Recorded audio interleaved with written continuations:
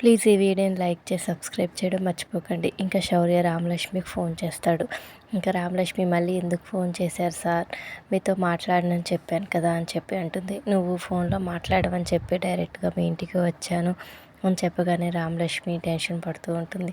ఎందుకు సార్ ఎందుకు వచ్చారని చెప్పి అడుగుతుంటే, నువ్వు ఇంకా వచ్చి నాతో మాట్లాడే వరకు నేను ఇక్కడే ఉంటాను అని చెప్పి శౌర్య అంటాడు. ఇంకా రామలక్ష్మి కిటికీలో నుంచి శౌర్యని చూస్తుంది. నువ్వు ఎంతసేపు అయినా నీతో మాట్లాడే ఇక్కడి నుంచి వెళ్తాను అని చెప్పి ఇంకా శౌర్య బయట నిలబడి ఉంటాడు. ఇంకా ఇదంతా శివరాం గమనిస్తూ ఉంటాడు. ఇంకా శివరాం పోలీసులకు ఫోన్ చేసి ఇంటి బయట ఒకడు ఉన్నాడు, వచ్చి వాడిని తీసుకువెళ్ళండి అని చెప్పి శివరాం చెప్తాడు.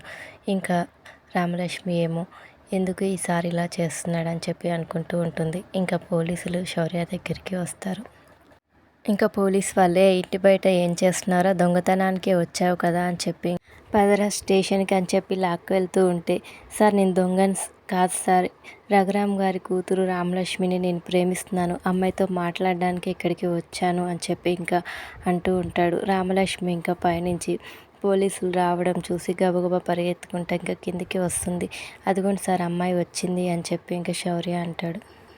తననే అడగని చెప్పి శౌర్య అనగానే ఇంకా ఏ అమ్మ నువ్వు ఈ అబ్బాయిని ప్రేమిస్తున్నావా, నీకోసమే వచ్చాడా అని అడుగుతూ ఉంటే, లేదు ఈ అబ్బాయిని ప్రేమించట్లేదు అని చెప్పి ఇంకా రామలక్ష్మి అంటుంది.